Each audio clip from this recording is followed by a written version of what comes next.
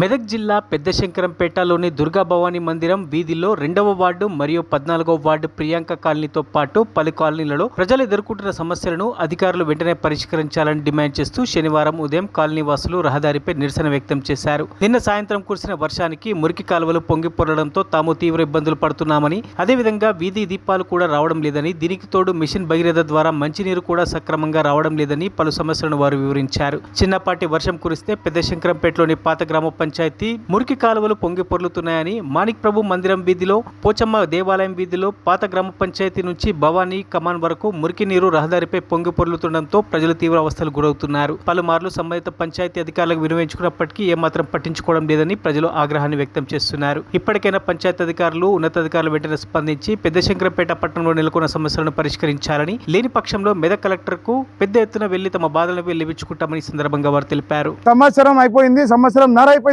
Tax తీసుకోవడానికి మాత్రం సార్లు వస్తున్నారు, టెక్స్ మాత్రం బరాబర్ వసూలు చేస్తున్నారు. మొన్న కూర్చున్నారు ఇంటి ముంగట ఆఫీసర్లు వచ్చి గల్ల బట్టి వసూలు చేసి టెక్స్ ఇప్పుడు కట్టిన మొత్తం రిసిప్ట్లతో సాగు పెట్టమంటే చూపిస్తాం. ఏమని మొత్తం మా బాధ చెప్పుకున్నాం, వాళ్ళు వింటలేరు. ఏం చేసుకుంటారు చేసుకో అన్నట్టు వాళ్ళు, మాకు ఎటువంటి స్పందన లేదు. ఇది మొత్తం తీసి వాడేసిండు. ఇగో ఇందలేవు, ఈ లైన్ మోరీ తీయలేరు, మళ్ళీ ఇది హైట్ చేసిర్రు.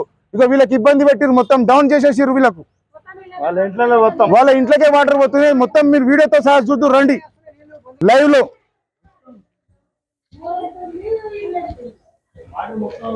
ఇది మా సమస్య. ఇది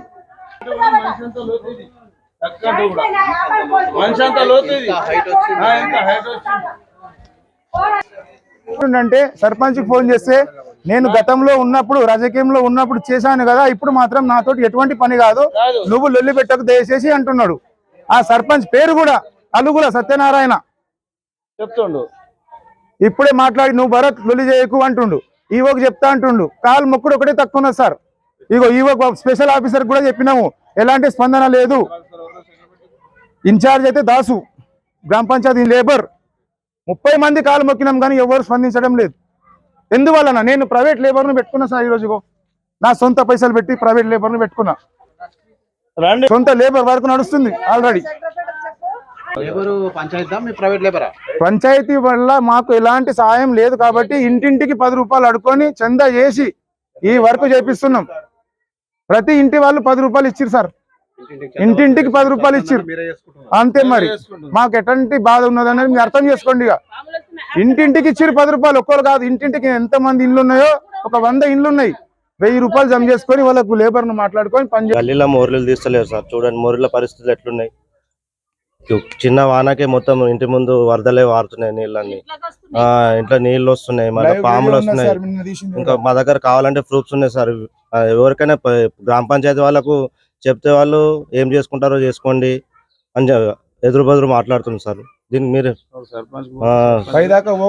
మేము మాకు న్యాయం జరగలేదు అనుకో సార్, మేము కలెక్టర్ ఆఫీస్ దేనికైనా సిద్ధంగా ఉన్నాం సార్. రోడ్ పైన ఇంకో విషయం, మా గల్లీలో చెత్త ట్రాక్టర్ రావడానికి నేను ఇంతకు ముందు ఈవోసారికి ఫోన్ చేశాను. మంచిది పంపిస్తా అని చెప్పాడు. గత 3 నెలలు అవుతుంది. అక్కడ పోతే యాక్సిడెంట్లు అవుతున్నాయి. చెత్త ఎటు పడేయాలి, మేము ఎటు పడేయాలి చెత్త? ట్రాక్టర్ నా గల్లీకి రాదంట. సీసీ చేసినాం, పెద్ద రోడ్ ఉంది, ట్రాక్టర్ ఎట్లా రాదు? డ్రైవర్కి అడిగాను, ట్రాక్టర్ రాదంటూ. ఎంఆర్ఓ మేడంకి ఇంతకు ముందు చెప్పిన పంపిస్తా అన్నది. ఎంఆర్ఓ మేడం ఎక్కడో ఈవో ఎక్కడో తెలియదు మాకు. ట్రాక్టర్ మాకు రావాలి, చెత్త బండి మొత్తం గల్లీ ముంగటికి వెళ్ళి పోవాలి బండి. ఇగో ఫోన్లు ఎన్ని చేసినా గ్రామ పంచాయతీలో టుడే. మరిన్ని అప్డేట్స్ కోసం మా ఛానల్ని సబ్స్క్రైబ్ చేయండి.